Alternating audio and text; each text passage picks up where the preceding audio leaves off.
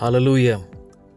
అందరికీ ప్రభు అయిన యేసుక్రీస్తు శుభనామమున మీ అందరికీ మా ప్రేమ వందనాలు తెలియజేసుకుంటున్నాను. ప్రియమైన దేవుని బిడ్డలారా, మన ప్రభు అయినటువంటి యేసుక్రీస్తు శుభనామాలు మీ అందరికీ ఈ ఉదయకాలపు శుభాలు మరొకసారి తెలియజేస్తున్నాను. మెస్సియా ప్రార్థన మందిర కుటుంబ సభ్యులకు, ఆయా మాధ్యమాల ద్వారా వాక్యాన్ని వింటున్నటువంటి ఆత్మీయులైన నా ప్రియ తల్లిదండ్రులకు, మరి అక్క చెల్లెలకు, అన్నదమ్ములకు, మరి సహోదరులందరికీ కూడా విశ్వాసులైన మీ అందరికీ ప్రేమపూర్వక వందనాలు తెలియజేస్తున్నాను. రండి, ప్రభు ఇచ్చినటువంటి వాగ్దానాన్ని, దేవుని యొక్క మాటను మనం ధ్యానం చేద్దాం. సామెతల గ్రంథము 8వ అధ్యాయము 31వ వచనము. సామెతల గ్రంథము 8వ అధ్యాయము 31వ వచనము. ఆయన కలుగు చేసిన పరలోకమును బట్టి సంతోషించుచు నరులను చూచి ఆనందించుచు నుంటిని. ఆమేన్. ప్రియులారా, ఈ లోకంలో మనము జన్మించినప్పుడు మన తల్లిదండ్రులు మన గురించి ఎంతగానో సంతోషిస్తారు. ఈ లోకంలో మనం జన్మించినప్పుడు మన పితరులు, మనకంటే పెద్దవారు, లేకుంటే మన కన్నతల్లిదండ్రులు, ఎంతగానో కుటుంబీకులు అందరూ కూడా సంతోషిస్తారు.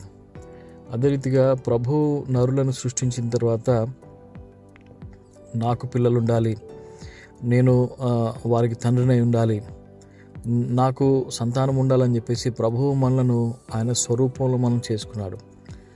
ఆయన మహిమలో ప్రభు మనలను ఏర్పాటు చేసుకున్నాడు. ఆయన మహిమను మనకి ఇచ్చాడు. ప్రియులారా, ఇచ్చి ప్రభు మనలను మహిమపరిచి ఆ భూమిని సేదీపరచడానికి, భూమిని మనము ఏలడానికి ప్రభు మనలను ఏదైనా తోటలో పెడితే మానవుడు అతిక్రమం ద్వారా మరి పాపాన్ని కొని తెచ్చుకుని దేవుని యొక్క మహిమను పోగొట్టుకున్నాడు. ఇక్కడ ఆ పోగొట్టుకున్న మహిమను తిరిగి మరలా ప్రభు మనకివ్వడానికి ఆయన మన కొరకు రిక్తునిగా చేసుకుని, వాక్యం మనం చూస్తాం కదా, 2 కొరింథీ 8వ అధ్యాయం 9వ వచనంలో, ఆయన మనలను ధనవంతులుగా చేయడానికి ఆయన దరిద్రుడై ఈ లోకానికి వచ్చి మనలను మరి ఆయన తనతో పాటు సమానంగా ఆ పరలోక రాజ్యంలో తండ్రితో పాటు మనము సమానంగా ఆయన సింహాసనం మీద మనం కూర్చోడానికి, ఆయన ఇచ్చేటువంటి ఆ యొక్క జీవ కిరీటాన్ని పొందుకుని, నీతి కిరీటాన్ని పొందుకుని, మహిమ కిరీటాన్ని పొందుకుని, పరిశుద్ధ కిరీటాన్ని మనం పొందుకొని ప్రభు దగ్గర మనం ఎల్లకాలం ఉండడానికి ప్రభు మనకి తన రక్తం ద్వారా గొప్ప కృపను ప్రభు దయచేశాడు. కీర్తనకారుడు అంటాడు 40వ అధ్యాయం 6వ వచనంలో, బలులు నైవేద్యములను కోరటం లేదు నాయనా, బలులు నైవేద్యాలను కోరినట్లయితే నేను ఇస్తాను, కానీ నువ్వు నా గురించి ఒక చిత్తం కలిగి ఉన్నావు. ఏంటి ఆ చిత్తం అంటే, మనము తండ్రి యొద్దకు తిరిగి మరలా చేరాలని, తండ్రి యొద్దకు మరలా మనము ఆ మహిమను మనం పొందుకుని తండ్రితో మనం ఉండాలని చెప్పేసి ప్రభు కోరుతుంటున్నాడు. ఇక్కడ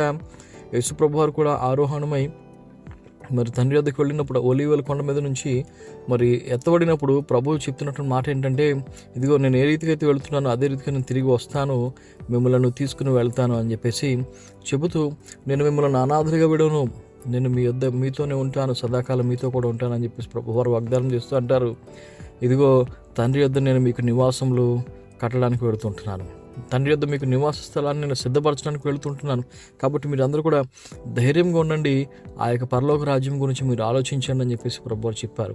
వాక్యంలో ఆయన సువార్త చేసినప్పుడు కూడా ప్రభువారు చెప్పింది అదే, పరలోక రాజ్యం సమీపించింది. ఆమేన్. ప్రభు యొక్క రాజ్యం సమీపించింది. ఆ ప్రభు యొక్క రాజ్యంలో మీరందరూ చేరాలి, మీరందరూ రావాలని చెప్పేసి ప్రభు మనల్ని ఆశపడి ఆయన ఆహ్వానిస్తుంటున్నాడు. ఈ ఉదయకాల సమయంలో ఈ వాక్యం వింటున్నటువంటి దేవుని బిడ్డమైనటువంటి నీవు ఆ పరలోక రాజ్య వారసుడిగా, ఆ పరలోక రాజ్యపు వారసత్వం నీకుందా?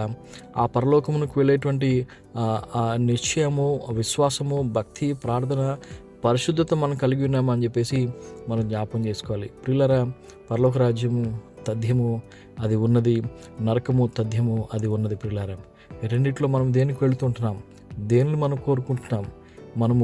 మనము తండ్రి నిశ్చయించినటువంటి, తండ్రి మన కొరకు సిద్ధపరిచినటువంటి ఆ పరలోక రాజ్యాన్ని స్వతంత్రించుకోవడానికి మనం నిత్యము ప్రభు దగ్గర కనిపెట్టాలి, ప్రభు దగ్గర మనం అడగాలి, ప్రభువా మమ్మల్ని కనికరించిన ఆయన, నీ రాజ్యం వచ్చునుగాక అని చెప్పేసి నిత్యం మనం ప్రార్థన చేసినప్పుడు ఆ రాజ్య వారసులుగా మనం తగినట్టుగా మన యొక్క ప్రవర్తనను మనం మార్చుకొని, మన యొక్క బ్రతుకును మనం మార్చుకుని ప్రభు దగ్గర మనం అడిగినట్లయితే ప్రభు తప్పక మనకి కృప దయచేస్తున్నాడు. హల్లెలూయా. ఈ మాటల ద్వారా ప్రభు మనల్ని దీవించునుగాక. God bless you.